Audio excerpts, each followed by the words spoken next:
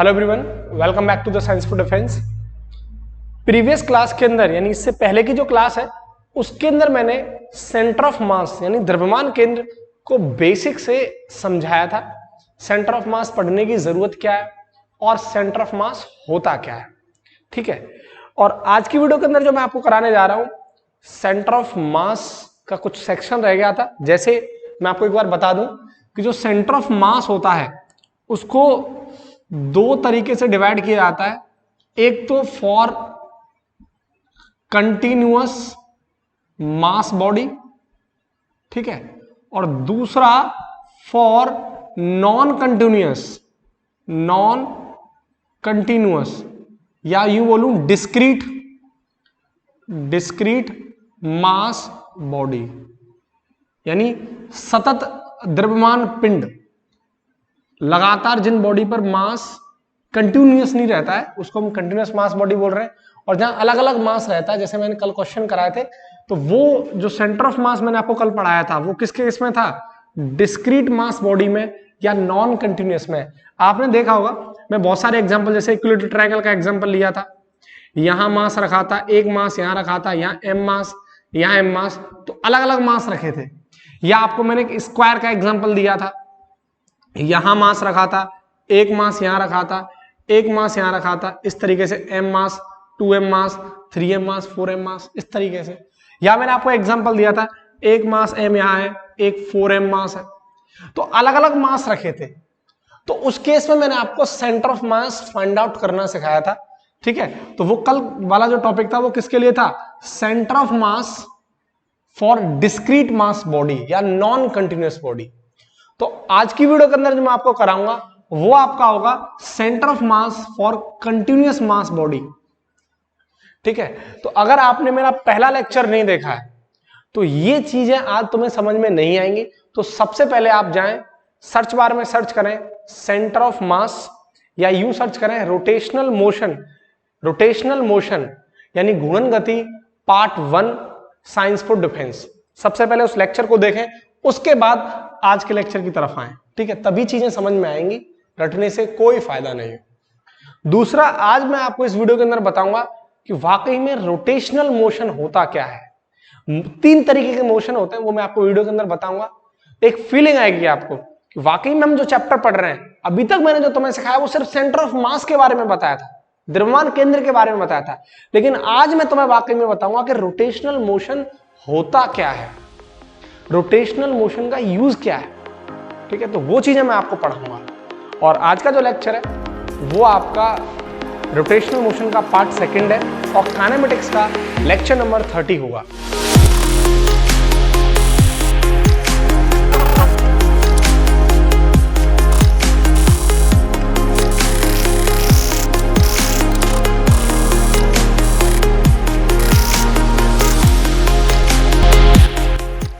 अब देखो, सबसे पहले जो मुझे अब कराना है, आज आपको स्टार्टिंग करानी है, वो आपका टॉपिक है centre of mass of continuous mass body, यानी सतत द्रव्यमान पिंड का द्रव्यमान केंद्र, ठीक है। ये चीज मुझे आपको समझानी है। तो देखो, एक बार थोड़ा मैं आपको कल का एक बार बता देता हूं। ये मेरे पास एक रॉड है, ठीक है, ये देखो, ये एक रॉड है, ठीक है, और ये रॉड यूनिफॉर्म मास की मैंने आपको कल समझाई थी। तो इसका जो सेंटर ऑफ मास होगा वो कहां होगा, बिल्कुल इसके बीच में, ये आपका इसका सेंटर ऑफ मास होगा। ये मैं बता रहा हूं डिसकंटिन्यूअस के लिए, यानी नॉन कंटिन्यूअस के लिए, डिस्क्रीट के लिए सेंटर ऑफ मास। अगर इसकी लेंथ L है और इसकी लेंथ L है तो इसको आप ओरिजिन मान लो, ठीक है, मूल बिंदु, और ये कितना हो जाएगा L, 0। तो एक्स एक्सिस डायरेक्शन में सेंटर ऑफ मास निकालना मैंने कैसे बताया था, m1 x1 plus m2 x2। अगर यहां मास m1 दे रखा है और इसका मास m2 दे रखा है, तो m1 x1 plus m2 x2, और इसके अलावा अगर 2 से ज्यादा मास है तो so and so 4, plus upon m1 plus m2। ये मैंने आपको कल के लिए centre of mass x axis में निकालना सिखाया था, और वाई एक्सिस में मैंने आपको सेंटर ऑफ मास निकालना बताया था m1 y1 plus m2 y2 and so and so four, अगर दो से ज्यादा मासेस हैं तो m1 प्लस m2। और z एक्सिस के लिए मैंने आपको बताया था सेंटर ऑफ मास निकालना m1 z1 plus m2 z2 इस तरीके से अपॉन m1 प्लस m2। तो ये कल का केस था किसी नॉन कंटिन्यूअस, ठीक है, यानी किसी डिस्क्रीट मास बॉडी के लिए सेंटर ऑफ मास निकालने का तरीका मैंने आपको सिखाया था। लेकिन आज का जो मेरा लेक्चर है वो है आपके लिए कि किसी कंटिन्यूअस मास बॉडी के लिए आप उसका सेंटर ऑफ मास कैसे फाइंड आउट करोगे, कैसे बताओगे। ठीक है, तो देखो यही मेरे पास एक रॉड है एल लेंथ की, ठीक है, ये रॉड है, इसको मैं थोड़ा और बड़ा कर देता हूं ना, ताकि आपको एक चीजें समझ में आए। ये रॉड है और इस रॉड की जो लेंथ है वो एल है, ठीक है। अब देखो इस पर कंटिन्यूअस मास है, लगातार इनफाइनाइट मास है। इसमें क्या था, हमें पता था कि एक मास ये है और एक मास ये है, ये मैं पता था। इसके कॉर्नर पर यहां एक मास ये रखा है, यहां एक मास रखा है, लेकिन हमें इसमें नहीं पता कि कहां मास है। पूरी बॉडी पर लगातार मास डिस्ट्रीब्यूटेड, इनफाइनाइट मास है, अनंत अनंत द्रव्यमान इस पर बिखेरा हुआ है, अनंत। तो आपको करना क्या होगा, ऐसे केस में आपको क्या मानना होगा कि आपको एक छोटी स्ट्रिप, छोटी पट्टी इस के अंदर आपको काटनी होगी इस तरीके से, और उसको आपको डीएम मानना होगा। मैं आपको डेरिवेशन नहीं करा रहा हूं, लेकिन कॉन्सेप्ट आपको समझा रहा हूं, ठीक है, और समझ में भी आना चाहिए। तो ये आपको मैंने छोटी स्ट्रिप मान ली। और देखो मैंने आपको बताया था अगर आपको ओरिजिन नहीं दे रखे तो आप किसी भी पॉइंट को आप ओरिजिन मान सकते हो, मैंने इसको ओरिजिन मान लिया। और ये वाला पॉइंट क्या हो जाएगा, अगर इसकी एल लेंथ है तो l, 0। बात समझ में आ रही है, ठीक है। अब देखो इस ओरिजिन से लेके यहां तक की जो डिस्टेंस है वो मान लेता हूं मैं कितनी है, x1। अब मैं दूसरी स्ट्रिप काट लेता हूं, इस तरीके की इनफाइनाइट स्ट्रिप बन जाएंगी इसमें, क्योंकि लगातार मास बिखेरा हुआ है, इनफाइनाइट मास है, इसको मैं डीएम बोल रहा हूं। तो ओरिजिन से इसकी जो डिस्टेंस है वो क्या है, x2। मैं एक और स्ट्रिप काट लेता हूं, इस तरीके की बहुत सारी स्ट्रिप आप काट सकते हो ना, इसको आप मान लो डीएम। तो ओरिजिन से इसकी जो सेपरेशन हो जाएगी वो क्या हो जाएगी, x3। सेम आगे भी आप इस तरीके की और इस तरीके छोटी छोटी स्ट्रिप काट लो, तो उसको आप क्या बोलोगे, x4। मेरी बात आपको समझ में आ रही है, क्लियर। तो अब आप देखो, अब यहां पर जो आप centre of mass find out करोगे, centre of mass, centre of mass कैसे निकालोगे आप, तो यहां आप क्या कर रहे थे, m1 x1 plus m2 x2। तो यहां हमने मास को क्या मान लिया है, dm। तो देखो dm, और यहां से तक की सेपरेशन क्या है, x1 प्लस अगला मैंने स्ट्रिप क्या ले ली है, dm, उसके लिए डिस्टेंस क्या है, x2 प्लस dm x3, और इस तरीके से लगातार चलता रहेगा, इनफाइनाइट। अपॉन यहां आप क्या कर रहे थे, मासेस को ऐड कर रहे थे, और मैंने यहां मासेस क्या माने, डीएम, छोटे छोटे मासेस मान लिए, तो उनको आप ऐड कर दो, DM plus DM plus DM, इस तरीके से इनफाइनाइट टाइम्स। मेरी बात आपको समझ में आ रही है। अब आप देखो, आप यहां देखो डीएम इनफाइनाइट तक जा रहा है, x1 भी इनफाइनाइट तक जा रहा है। तो ऐसे केस में हम किसका यूज करते हैं, इंटीग्रेशन का यूज करते हैं। तो इस तरीके के केस में हम क्या करते हैं, इसको मैं ऐसे लिख सकता हूं, dm इंटू एक्स, यानी इस पूरी चीज को dm x1 dm x2 plus dm x3 को अगर इनफाइनाइट तक जा रहा है तो क्या मैं इसको ऐसे लिख सकता हूं, dm इंटू एक्स। इनफाइनाइट तक जा रहा है तो उसको कैसे सॉल्व करेंगे, dm इंटू एक्स अपॉन, अब dm को इनफाइनाइट टाइम्स जोड़ दो, तो इसको भी कैसे सॉल्व करेंगे, इंटीग्रेशन dm। तो x एक्सिस डायरेक्शन में जो सेंटर ऑफ मास निकल के आएगा कंटिन्यूअस बॉडी के लिए, वो क्या निकल के आएगा, integration dm into x upon integration dm। अगर आप यहां से सेम केस निकालो, आप y डायरेक्शन में सेंटर ऑफ मास निकालो, तो क्या हो जाएगा, integration dm into y upon integration dm। अगर आप ऐसे z एक्सिस में निकालोगे तो क्या आ जाएगा, integration dm into z upon integration dm। मेरी बात आपको समझ में आ गई होगी, सेम आपको चीजें क्लियर है, क्योंकि इस केस के अंदर क्या है, इनफाइनाइट टाइम्स तक मास डिस्ट्रीब्यूट है बॉडी पर, लगातार डिस्ट्रीब्यूट है। लेकिन इस केस में क्या था, मास डिस्क्रीट था, एक मास यहां कॉर्नर पे दे दिया, एक ये दे दिया, 4-5 मास दे दिए, 2 दे दिए, 1 दे दिया, या हमें नहीं पता कितने मासेस है, इनफाइनाइट लगातार बिखरे हुए हैं। तो उस केस में आपको क्या मानना होगा, उस केस में आपको छोटी छोटी स्टेप्स माननी होंगी, और इस तरीके से आप चीजों को समझ सकते हो। ठीक है, तो इसको बहुत अच्छे से नोट करो। इसके बाद कुछ आपको मैं फॉर्मूले लिखा देता हूं, कुछ फॉर्मूले हैं कि जो कंटिन्यूअस मास बॉडी के लिए, सॉरी कंटिन्यूअस मास बॉडी के लिए, जैसे आप एग्जांपल ले लो, कंटिन्यूअस मास बॉडी क्या हो सकती है, जैसे आपका डिस्क हो सकती है जिस पर लगातार मास, डिस्क के केस में आपसे पूछ सकता है सॉलिड कॉन का सेंटर ऑफ मास बताओ। तीसरा आपसे पूछ सकता है hollow cone, hollow cone, disc को हिंदी में डिस्क कहते हैं, और सॉलिड कॉन को कहते हैं ठोस शंकु। क्या कहते हैं हिंदी में, ठोस शंकु।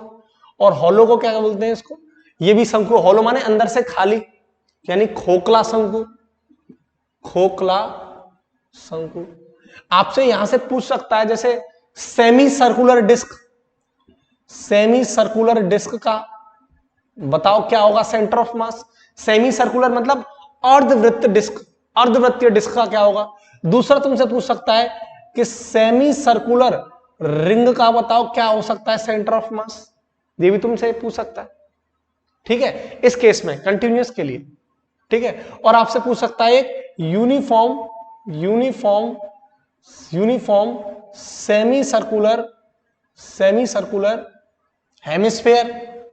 हेमिस्फेयर, यानी एक समान अर्धवृत्तीय गोलार्ध। तो इन सब के बारे में हमें फॉर्मूला आना चाहिए। वैसे आज तक कभी भी डिफेंस के यानी एयरफोर्स, नेवी और एनडीए में आज तक ये आपका टॉपिक कभी नहीं पूछा गया है, यानी centre of mass for continuous mass body के लिए कभी भी आपका ये टॉपिक नहीं पूछा गया है। लेकिन फिर भी मैं आपको करा रहा हूं क्योंकि नेवी का लेवल अलग है, वो कुछ भी पूछ सकता है आपसे। तो आप प्रॉपर अगर नेवी की प्रिपरेशन कर लें, इसलिए आपको चीजें आनी चाहिए और आपको डायरेक्ट फॉर्मूले इनके आने चाहिए। तो इनको नोट करो, फिर मैं आपको इनके फॉर्मूले लिखाता हूं। ठीक है,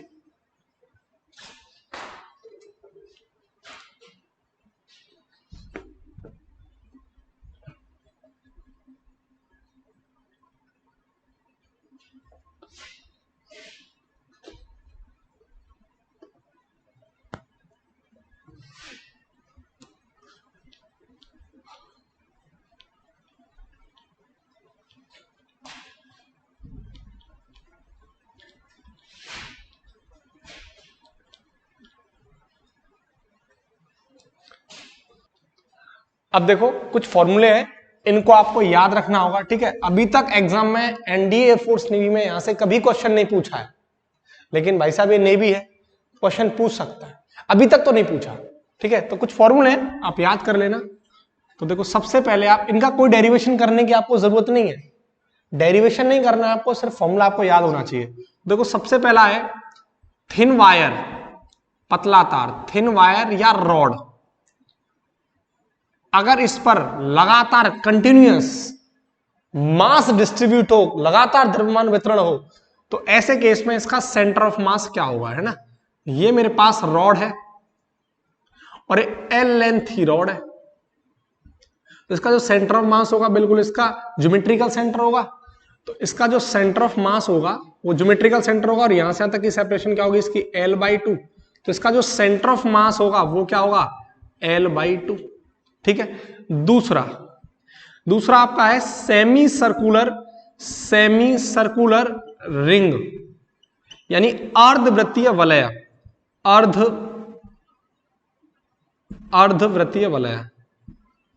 अर्धवृत्तीय वलय। ठीक है, इस रिंग का, सेमी सर्कुलर रिंग का सेंटर ऑफ मास क्या होता है, ये रिंग है सेमी सर्कुलर। ठीक है, तो इसका जो सेंटर ऑफ मास है वो ये होगा, इसका ये सेंटर ऑफ मास होगा। उसकी वैल्यू कितनी होगी, इसके सेंटर ऑफ मास की वैल्यू होती है 2r/π। कितना होता है 2r/π। ठीक है, आपको डाटा इसका याद होना चाहिए। तीसरा सेमी सर्कुलर डिस्क, तो आपके पास ये डिस्क है। ठीक है, इसका जो सेंटर ऑफ मास होगा वो ये होगा, तो इसका जो सेंटर ऑफ मास होता है वो कितना होता है, वो होता है 4r/π। याद कैसे रखोगे इसको, रिंग वाले केस का न्यूमरेटर को डबल कर दो आप 2 को, और नीचे वाले सेक्शन में से ऊपर वाले में से एक 4r/3π, 4r/3π एक माइनस कर दो तो 3। तो इस तरीके से आप इसको याद रख सकते हो 4r/3π। और फोर्थ है आपका यूनिफॉर्म सॉलिड हेमिस्फेयर। देखो आप हिंदी साथ के साथ लिखते चलो, मैं बोल देता हूं, एक समान ठोस गोलार्थ, एक समान ठोस गोलार्थ। तो इसका सेंटर ऑफ मास क्या होता है, ठीक है, ये सॉलिड है, तो इसका जो सेंटर ऑफ मास है वो ये होगा, कितना होता है इसका सेंटर ऑफ मास, वो होता है 3r/8। कितना होता है 3r/8। और पांचवा है आपका सॉलिड कॉन यानी ठोस शंकु। ये आपके पास कौन है, शंकु है, ठीक है, ये इसका सेंटर ऑफ मास है और ये सॉलिड है, तो इसका सेंटर ऑफ मास होगा वो होगा h/4। और छठवां है दैट इज हॉलो माने खोखला, अंदर से खाली है, हवा भरी हुई है, खोखला शंकु, ये आपके पास खोखला शंकु है, ठीक है, इसका सेंटर ऑफ मास ये होगा, उसकी वैल्यू होती है h/3। तो ये फॉर्मूले 6 फॉर्मूले हैं, आप याद रख लेना, कोई दिक्कत नहीं है, आसानी से याद कर सकते हो। बार बार बता रहा हूं, अब तक नेवी, एयरफोर्स, एनडी ने यहां से कभी क्वेश्चन नहीं पूछा है। सिर्फ और सिर्फ ये जो सिलेबस है, ये जो पैटर्न है, ये वाला कंटिन्यूअस के लिए जो सेंटर ऑफ मास निकालते हैं आईआईटी जेई का है, ठीक है, नीट के लिए है, आपके डिफेंस एग्जाम के लिए नहीं है, लेकिन फिर भी अगर आप याद करना चाहें तो कर सकते हैं। तो आज की जो मेरी कहानी थी वो सेंटर ऑफ मास की थी। कल भी मैंने आपको सेंटर ऑफ मास कराया था, वो आपका मैंने डिस्क्रीट बॉडी के लिए कराया था, और आज कंटिन्यूअस बॉडी के लिए। कहानी तो अब स्टार्ट होगी रोटेशनल मोशन की, कि रोटेशनल मोशन होता क्या है, बिल्कुल आपको फीलिंग आएगी कि रोटेशनल मोशन वाकई में ही होता है। तो इसको आप बहुत अच्छे से नोट करो। आज आपका सेंटर ऑफ मास पूरी तरीके से फिनिश होता है। अगर मैं आपको पहले भी बताया था इंट्रो के अंदर, फिर मैं आपको बता देता हूं कि अगर आप डायरेक्ट अब ये लेक्चर देख रहे हैं, रोटेशनल मोशन डायरेक्ट मेरा लेक्चर देखोगे, यहां कोई फायदा नहीं है। सबसे पहले आप मेरा इसका रोटेशन मोशन का पार्ट फर्स्ट देखो, घूर्णन गति का पार्ट फर्स्ट, जहां मैंने सेंटर ऑफ मास निकालना सिखाया है, ठीक है। तो आप वार में जाएं, सर्च करें rotational motion part first science to defence, पहले उसको देखें फिर इस लेक्चर को देखें, ठीक है। तो नोट करो इसको।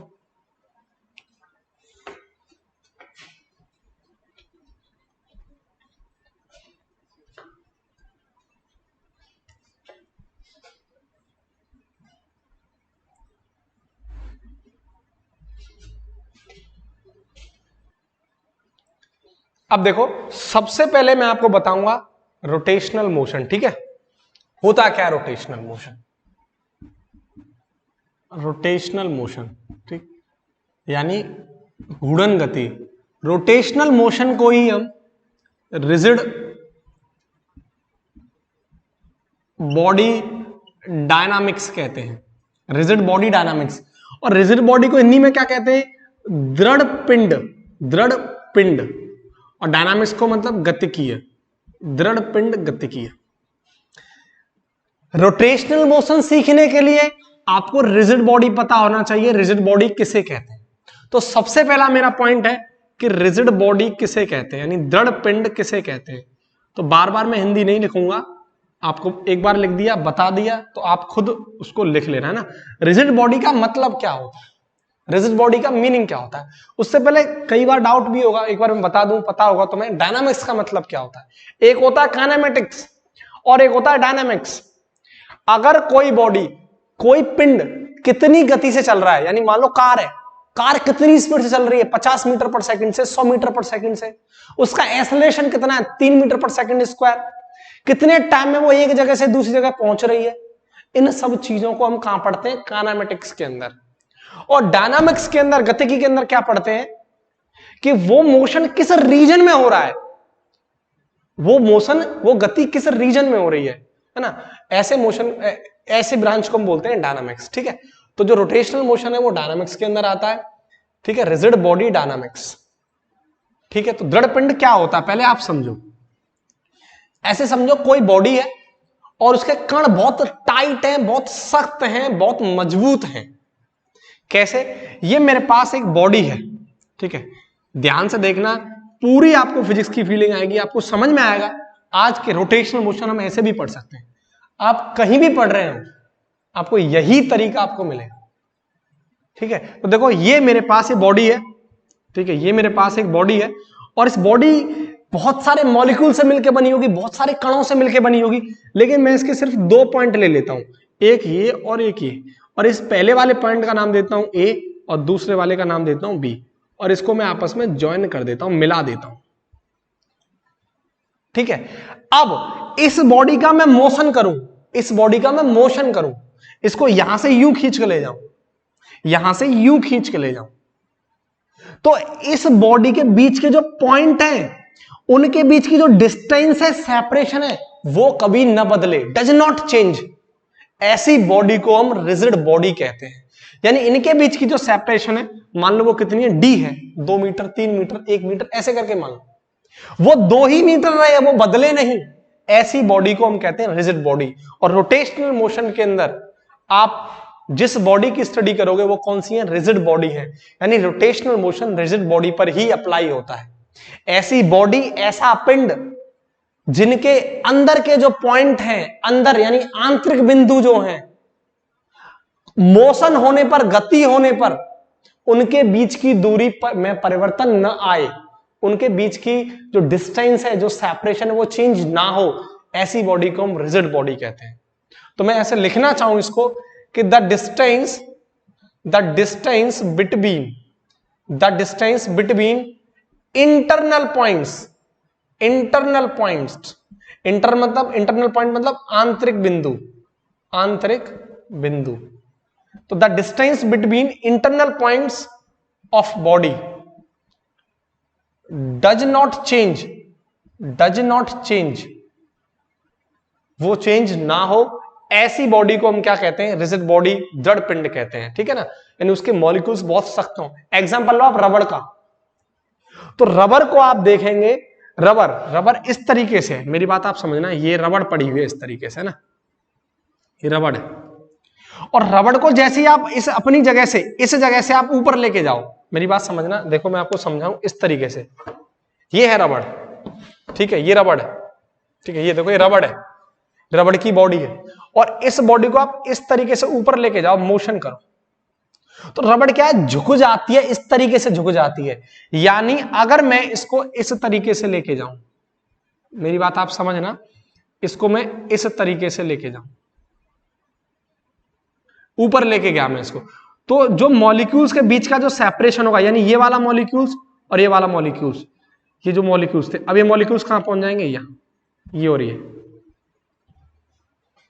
ये झुक जाएंगे, कर्वी हो जाएंगे, इस तरीके से हो जाएंगे, इस तरीके से, इस तरीके से हो जाएंगे, तो उनके जो बीच का जो सेपरेशन है वो चेंज हो जाएगा। आप खुद सोचो, एक लोहे की वस्तु है, एक लोहे की, और एक रबड़ की है, तो रबड़ की अगर बॉडी को आप मोशन कराओगे, यूं ऊपर की तरफ लेके जाओगे, तो वो झुक जाएगी, उनके बीच के जो मॉलिक्यूल्स हैं, उनके बीच का जो सेपरेशन है वो बदल जाएगा, तो वो बॉडी, रबड़ कभी रिजिड बॉडी में काउंट नहीं होती है। वैसे इस दुनिया में कोई भी परफेक्टली रिजिड बॉडी नहीं है, परफेक्टली रिजिड बॉडी इस दुनिया में कोई भी नहीं है, यानी पूर्णतः दृढ़ पिंड इस दुनिया में कोई भी नहीं है, ठीक है। तो ये चीज आपको समझ में आ गई कि रिजिड बॉडी किसे कहते हैं। अब देखो, कुछ आपको मोशन पढ़ने हैं, 3 तरीके के मोशन पढ़ने हैं, यहां से सवाल पूछा जा चुका है नेवी SSR के एग्जाम में, है ना। पहला मोशन आपको पढ़ना है ट्रांसलेटरी मोशन, ट्रांसलेटरी मोशन, या इसी को हम बोलते हैं, और इसी को हम बोलते हैं ट्रांसलेशन, ट्रांसलेशन मोशन, हिंदी में इसको बोल देते हैं स्थानांतरीय गति, स्थानांतरीय गति, ठीक है। और दूसरा होता है आपका रोटेशनल मोशन, रोटेशनल मोशन यानी घूर्णन गति, जिसको हम चैप्टर का नाम है, ठीक है, ये हमें मोशन आने चाहिए। तीसरा होता है आपका motion in plane, motion in plane, या मैं इसको यूं बोल दूं प्लेनर मोशन, प्लेनर मोशन। तो तीन तरीके के आपको मोशन आने चाहिए, पहला, दूसरा और तीसरा, ट्रांसलेटरी मोशन या ट्रांसलेशन मोशन। अब देखो सवाल क्या पूछा था एक बार एग्जाम में, नेवी डबल का पूछा गया सवाल, ध्यान से सुनना, अगर आपको आता है तो कमेंट करिए और ध्यान से सुनना। सवाल क्या था? सवाल यह था कि ट्रांसलेटरी मोशन के अंदर, ट्रांसलेटरी मोशन के अंदर, स्थानांतरी गति के अंदर जो मॉलिक्यूल्स हैं उनका जो पाथ होता है, रास्ता होता है, वो कैसा होता है? यानी the path of translatory motion is, option A उसने दिया था, पहला ऑप्शन था आपका पैरेलल, जो मॉलिक्यूल्स का जो पाथ होगा वो ऑप्शन था पहला स्ट्रेट लाइन, स्ट्रेट लाइन। दूसरा ऑप्शन होगा आपका कर्वी लाइन, ठीक है, और तीसरा ऑप्शन था बोथ, और डी ऑप्शन था इनमें से कोई नहीं। इस तरीके के ऑप्शन दे रखे थे। या मैं यहां यूं सवाल के अंदर मैं ऑप्शन चेंज कर दूं कि जो मॉलिक्यूल्स होते हैं ट्रांसलेटरी मोशन के अंदर, पूछा जा सकता है सवाल, ट्रांसलेटरी मोशन के अंदर जो मॉलिक्यूल्स होते हैं, मोशन से पहले और मोशन के बाद, वो जो मॉलिक्यूल्स हैं, जो कण है, वो कैसे होते हैं? ऑप्शन है वो पैरेलल होते हैं, यानी समांतर होते हैं, एक दूसरे के ऊपर परपेंडिकुलर होते हैं, ठीक है, डी दोनों होते हैं, या इनमें से कोई नहीं। ऐसे भी क्वेश्चन बोल सकता है। तो ये क्वेश्चन, ये वाला जो ऑप्शन है, ये नेवी डबल ए ने पूछा जा चुका है क्वेश्चन। तो इसका जो आंसर है, जो ट्रांसलेटरी मोशन होता है वो स्ट्रेट लाइन भी होता है और curvy line, curvy linear motion भी होता है, ठीक है, ये दोनों होते हैं। इसके आंसर, इसका आंसर जो था वो सही था, बोथ, ठीक है। तो इसको आप नोट करो, फिर मैं आपको पहले ट्रांसलेटरी मोशन समझाता हूं, तब आपको ये सब क्वेश्चन अपने आप समझ में आ जाएगा, ठीक है। इसको अच्छे से नोट करो, नोट्स साथ के साथ बनाते चलना, हर वीडियो में कहता हूं मैं आपसे।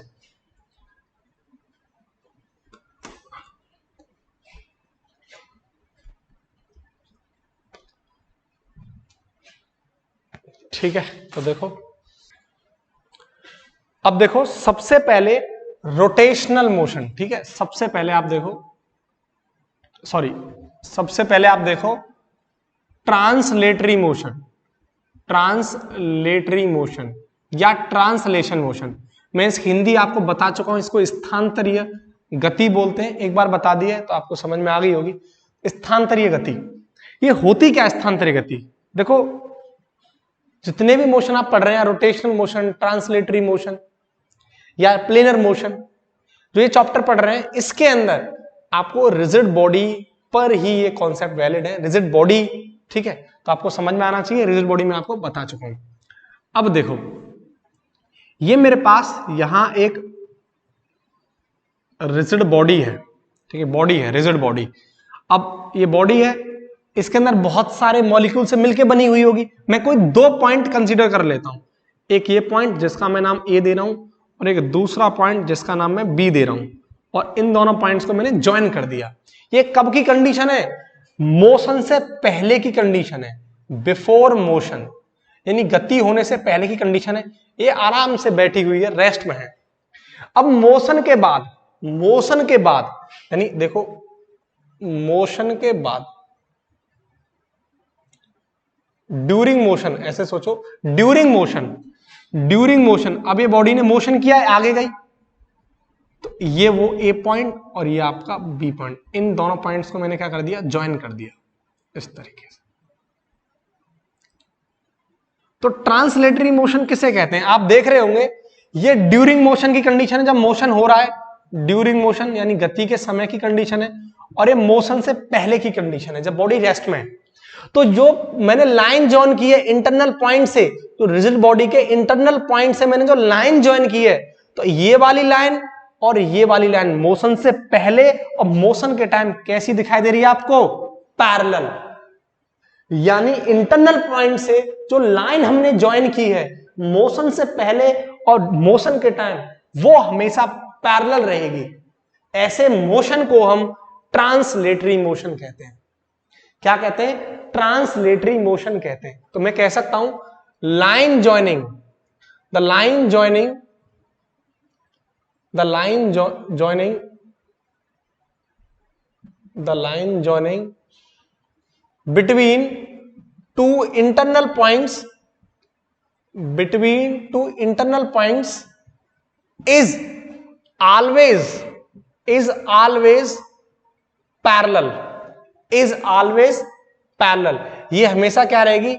पैरेलल रहेगी during its motion.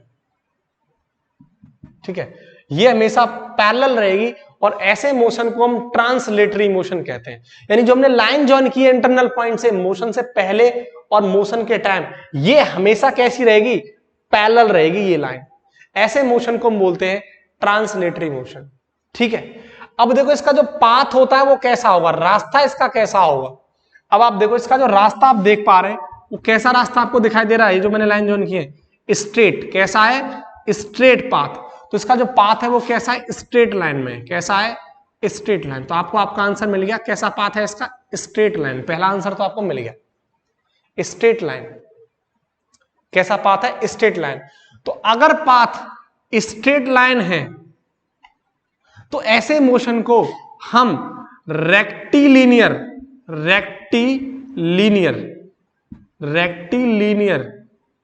Translatory motion के नाम से भी जानते हैं। रेक्टिलिनियर ट्रांसलेटरी मोशन यानी रैखिक स्थानांतरीय गति।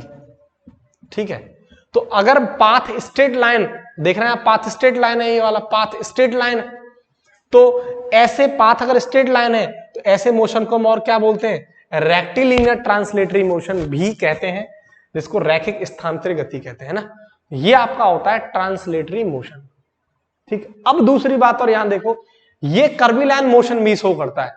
अगर मैं ऐसे लिखूं, ये मेरे पास वही एक बॉडी है, रिजिड बॉडी, इसका एक पॉइंट ये ए और इसका ये पॉइंट, मैंने कोई दो पॉइंट कंसीडर कर लिए और इनको मैंने ज्वाइन कर दिया आपस में। ठीक है, और इस तरीके से मोशन कर रही है।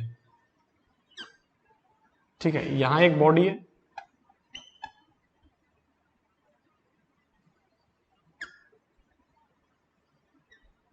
इसके पॉइंट है ये ए और ये बी, तो ये भी रिजिड बॉडी है। अब आप देखो,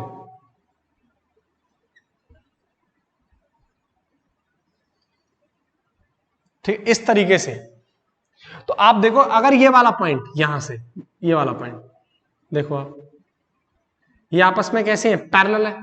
अब देखो इस तरीके से,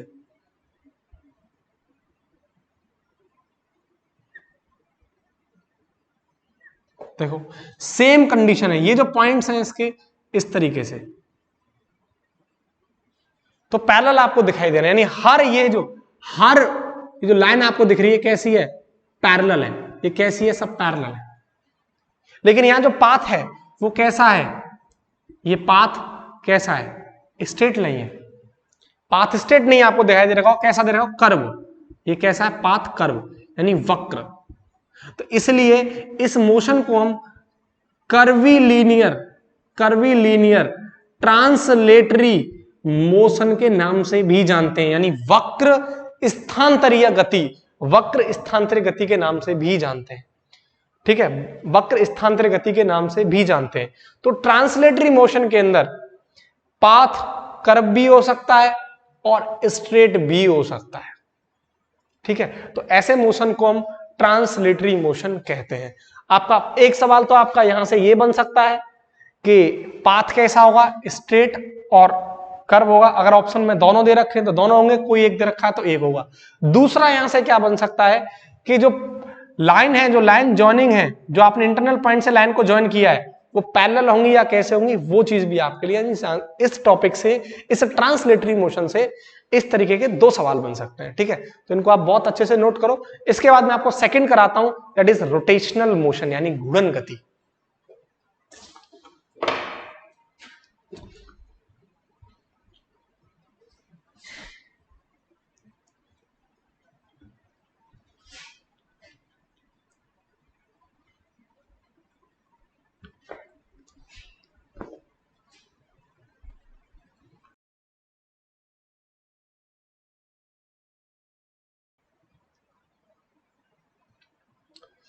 देखो रोटेशनल मोशन, ठीक है, दूसरा रोटेशनल मोशन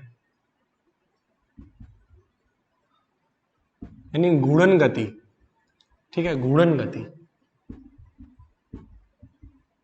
अब देखो मेरे पास एक यहां रिजिड बॉडी है, ये एक रिजिड बॉडी है, ठीक है, और रिजिड बॉडी में एक पॉइंट ये है और एक पॉइंट ये है, और इन पॉइंट्स को आपस में क्या कर दिया है, ज्वाइन कर दिया। इसको ए बोल रहा हूं मैं और इस पॉइंट को बी बोल रहा हूं, लेकिन ये वाला जो पॉइंट है ए, इसको फिक्स कर दिया है, यानी फिक्स कर दिया है बिल्कुल, यानी पाइवेट कर दिया है ना, फिक्स कर दिया है, फिक्स कर दिया है, इस पॉइंट को फिक्स कर दिया है, यानी इस तरीके से फिक्स कर दिया है। ये देखो, ये इसको इस तरीके से बिल्कुल फिक्स कर दिया है ना। और अब अगर आप देखें, मैंने इसको फिक्स कर दिया, तो मैं इसको आगे की तरफ लेके जाऊं तो ये अपनी जगह पे यहीं रहेगा और ये बॉडी आगे की तरफ इस तरीके से मोशन करेगी। आप देखो इस तरीके से इसको मैंने फिक्स कर दिया इस पॉइंट से, ठीक है, ये बॉडी है, रिजिड बॉडी मान के चलो, और इसको मैंने फिक्स कर दिया इस पॉइंट पर, तो इस तरीके से आगे चलेगी। तो कैसा मोशन आपको दिखाई दे रहा है? Circular motion. कैसा मोशन आपको दिखाई दे रहा है? Circular motion. तो देखो रोटेशनल मोशन ये आपको कैसा दिखाई दे रहा है? ये सर्कुलर मोशन दिखाई दे रहा है। तो अगर मैंने इस पॉइंट को फिक्स कर दिया है, अगर मैं इस बॉडी को ऊपर लेके जाऊं तो सर्कुलर मोशन मुझे दिखाई पड़ रहा है, ठीक है। तो यानी इस बात का मतलब ये है कि जितने भी इंटरनल पॉइंट्स हैं, मान लो ये एक पॉइंट और एक और ले लेता हूं मैं, इसको एक्स बोल दूं इसके अंदर पॉइंट, और एक और ले लेता हूं मैं वाई पॉइंट बोल देता हूं। अगर इस बॉडी को मैं जैसे अभी आपको बता रहा था ऊपर लेके जाऊं, ऊपर लेके जाऊं, है ना, तो ऊपर लेके जाऊं इस तरीके से, ये इस तरीके से मोशन करेगी, इस तरीके से मोशन करेगी, ठीक है। यानी ये पॉइंट तो मैंने फिक्स कर दिया था, इस तरीके से, इस तरीके से बॉडी जाएगी ऊपर की तरफ, इस तरीके से जाएगी। तो आप देखो इस पॉइंट को मैं एक्स और इसको मैं वाई और ये वाला पॉइंट बी। अब आप इन पॉइंट्स को ज्वाइन करो, इन पॉइंट्स को आप ज्वाइन करो और इन पॉइंट्स को आप ज्वाइन करो। क्या ये लाइन और ये लाइन पैरेलल है?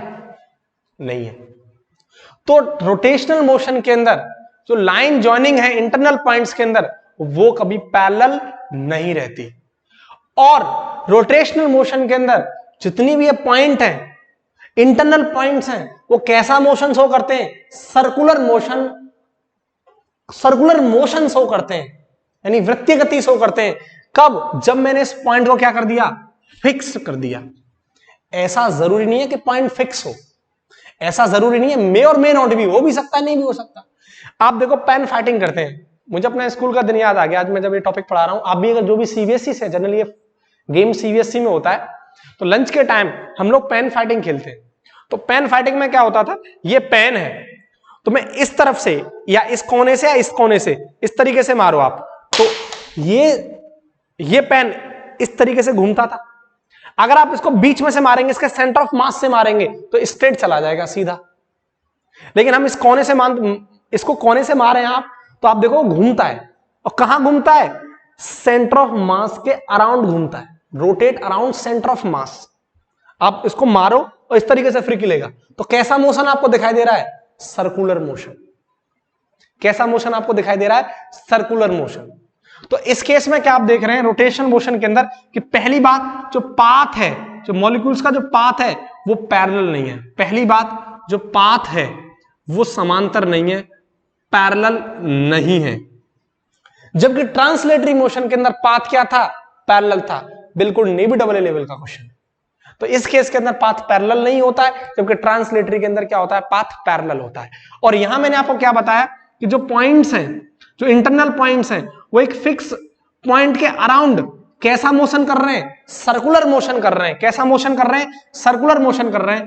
ऐसे मोशन को हम क्या बोलते हैं? ऐसी गति को हम क्या बोलते हैं? तो घूर्णन गति कहते हैं। यानी मैं अगर ऐसे बोलूं,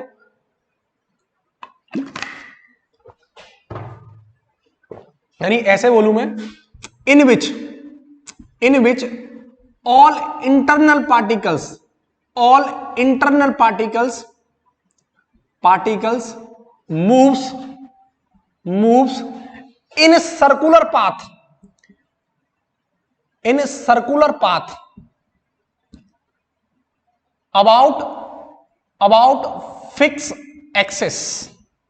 मैं ऐसा बोलूं कि जिसमें सभी आंतरिक कण, सभी आंतरिक पार्टिकल्स कैसे मोशन कर रहे हो, सर्कुलर मोशन कर रहे हो, सर्कुलर पाथ में मोशन कर रहे हो, किसके अबाउट फिक्स एक्सिस। ये मैंने इस पॉइंट को क्या कर दिया, पाइवेट कर दिया, फिक्स कर दिया। ऐसे मोशन को रोटेशनल मोशन कह सकते हैं। ये फिक्स हो भी सकता है, नहीं भी हो सकता। इसका एग्जांपल मैंने आपको क्या बताया था, पेन फाइटिंग। क्या बताया था, पेन फाइटिंग। क्योंकि पेन फाइटिंग के अंदर हम पॉइंट को फिक्स थोड़ी ना करते, पॉइंट को, भाई पेन फाइटिंग के अंदर हम पॉइंट को फिक्स थोड़ी ना करते, वो तो नॉर्मल रखा रहता है। बस एक कोने से मारो, आप एक कोने से मारोगे तो वो कैसा मोशन करेगा, सर्कुलर मोशन करेगा, अबाउट सेंटर ऑफ मास। कैसा मोशन करेगा, अबाउट सेंटर ऑफ मास।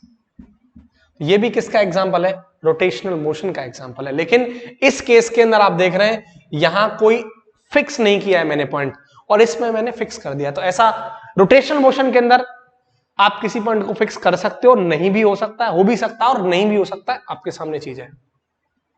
तो ये आपका रोटेशनल मोशन, ठीक है, इसको अच्छे से नोट करो। इसके बाद फिर मैं आपको बताता हूं दैट इज प्लेनर मोशन। ठीक है, प्लेनर मोशन।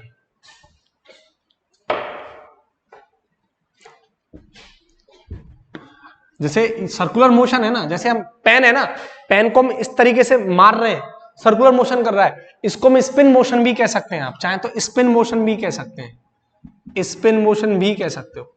ठीक है,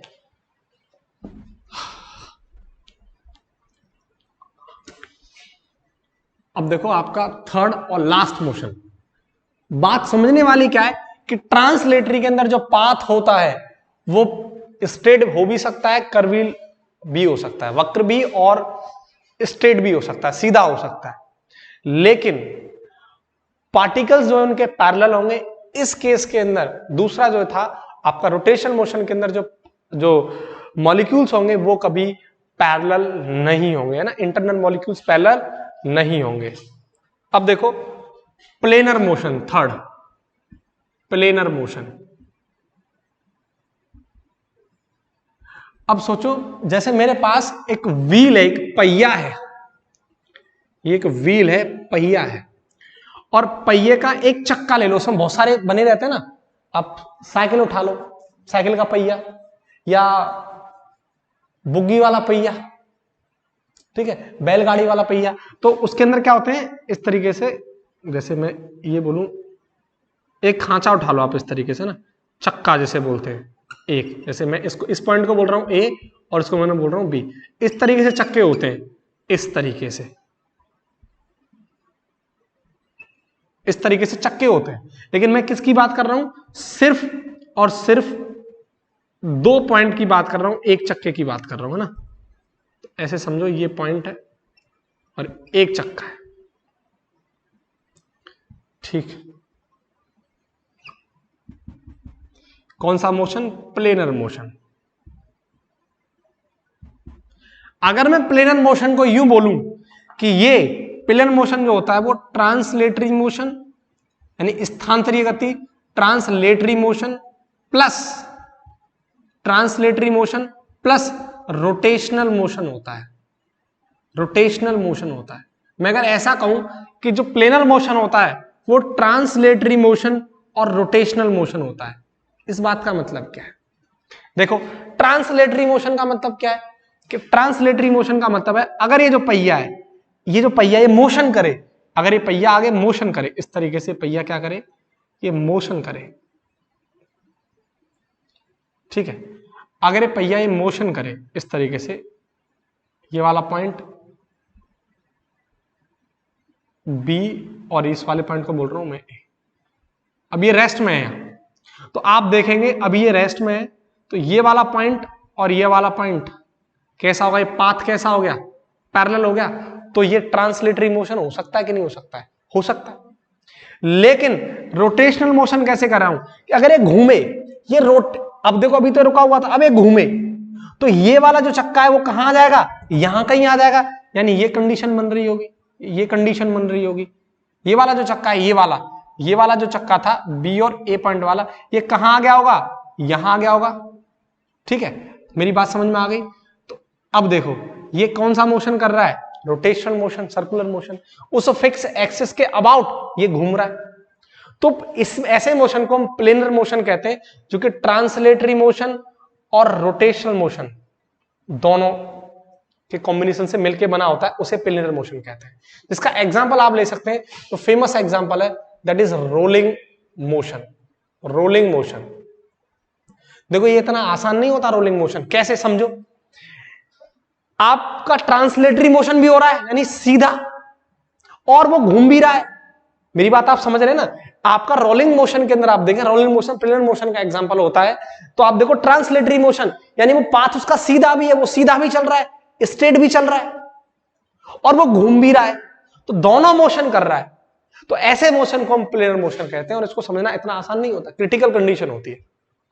सीधा चल रहा है यानी ट्रांसलेटरी मोशन कर रहा है, प्लस अब घूम रहा है, ठीक है, घूम रहा है, तो वो रोटेशनल मोशन कर रहा है। ठीक है, तो ये तीन चीज आपके क्लियर है। आज मोशन मैंने आपको तीनों समझा दिए। अब एक चीज जो अब इसके बाद चलेगी, आज की वीडियो के अंदर तो मैं आपको इतना ही कराऊंगा, इसके बाद कल के लेक्चर के अंदर हम आगे बढ़ेंगे। लेकिन जो बात मैं आपको बता रहा हूं वो ध्यान से सुन लो। कल की वीडियो के अंदर मैं आपको बताने वाला हूं कि लीनियर का केस और आपका एंगुलर का केस, यानी एंगुलर बोले तो कोणीय और लीनियर बोले तो रेखीय। जैसे यहां मैं आपसे बोलूं कि जैसे एस क्या था, डिस्प्लेसमेंट, तो और इसके अंदर थीटा को क्या बोलते हैं, एंगुलर डिस्प्लेसमेंट। ठीक है, तो इस तरीके से बहुत सारी टर्म आपके निकल के आएंगी। जैसे यहां बोलेंगे v को क्या बोलेंगे, linear velocity. Linear velocity, acceleration को क्या बोलेंगे, लीनियर एसलेशन, रेखीय त्वरण, रेखीय त्वरण। लेकिन यहां ओमेगा को क्या बोलेंगे, एंगुलर वेलोसिटी, कोणीय वेग, और अल्फा को क्या बोलेंगे, एंगुलर एसलेशन। तो ये चीज है, ध्यान से सुनना मेरी बात, है ना। Theta, S, omega, V, alpha और ए में क्या रिलेशन होता है? मैंने आपको सर्कुलर मोशन में पढ़ाया था, एसलेशन तीन टाइप के होते हैं, टेंजेंशियल एसलेशन, दूसरा मैंने पढ़ाया था सेंटीपीटल एसलेशन, और तीसरा मैंने आपको बताया था टोटल एसलेशन। और टोटल एसलेशन मैंने आपको बताया था रूट टेंजेंशियल एसलेशन का स्क्वायर प्लस सेंटीपीटल का स्क्वायर। और फिर मैंने आपको बताया था ओमेगा वेक्टर क्वांटिटी है स्केलर, तो एक्सियल वेक्टर मैंने आपको बताया था, अल्फा आपको बताया है, इसकी डायरेक्शन क्या होती है, दिशा क्या होती है। ये सब चीजें हम नेक्स्ट वीडियो के अंदर पढ़ेंगे। तो आप इस वीडियो को देखने के बाद मेरा आप सर्कुलर मोशन की वीडियो जरूर देखें, क्योंकि अगर आपने सर्कुलर मोशन बिना देखे आप यहाँ रोटेशन को पढ़ेंगे, इसके बाद के लेक्चर को कोई मतलब नहीं है, कुछ भी समझ में नहीं आने वाला, क्योंकि वहां मैंने चीजें बहुत बेसिक से बहुत स्ट्रॉन्ग जोन में जाके मैंने तुम्हें चीजें समझाई हैं सभी। किसकी डायरेक्शन क्या होगी, है ना, कब ओमेगा 0 होगा, अगर कब यानी ट्रांसलेशन टेंजेंशियल एसलेशन 0 होगा, सेंटीपीटल एसलेशन कब जनरेट होता है, ये सब चीजें मैंने वहां पढ़ाई हैं। और यही चीज नेक्स्ट लेक्चर के अंदर रोटेशनल मोशन के पार्ट 3 के अंदर मैं कराऊंगा। तो सबसे पहले आप जाएं सर्च बार में सर्च करें और वहां टाइप करें सर्कुलर मोशन पार्ट 1 या पार्ट 2 साइंस फॉर डिफेंस, उस लेक्चर को देखें, उसके बाद इसके थर्ड लेक्चर को देखें। अदरवाइज कोई बेनिफिट नहीं है, क्योंकि चीजें आपके दिमाग से ऊपर जाएंगी, समझ में नहीं आया। ठीक है, तो ध्यान रखना, सर्कुलर मोशन के आप पार्ट देख लें, पार्ट 1 देख लें, आप पार्ट 2 भी आप देख लें। जिस वीडियो के अंदर मुझे इतना याद नहीं है, उस वीडियो के अंदर मैंने यहाँ लीनियर और एंगुलर एसलेशन की बातें बताई हैं, ये रिलेशन मैंने समझाए हैं, जहां मैंने डायरेक्शन के केसेस समझाए। ये 3 पार्ट आप देख लें, ठीक है, पार्ट 1, पार्ट 2, पार्ट 3, आपको आराम से चीजें क्लियर हो जाएंगी। रोटेशनल मोशन में इसके बाद कोई भी तकलीफ नहीं आएगी। ठीक है, और अपना ध्यान रखें ऐसे सिचुएशन के अंदर, और मेहनत करते रहें। जब तक मेहनत करेंगे, बिना मेहनत के कुछ भी इस दुनिया में नहीं मिलने वाला।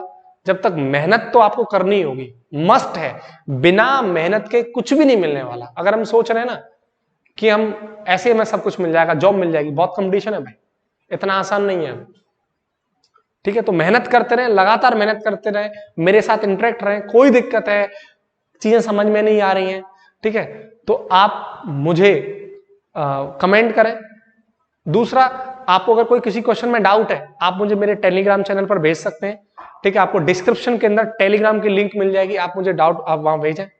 ठीक है, और वीडियो को ज्यादा शेयर करें और वीडियो को लाइक करें। अगर आप चैनल पर नए हैं, चैनल को जरूर सब्सक्राइब कर लें और बेल आइकन को जरूर दबाएं, ताकि मेरी हर वीडियो की लेटेस्ट अपडेट आपको मिलती रहे।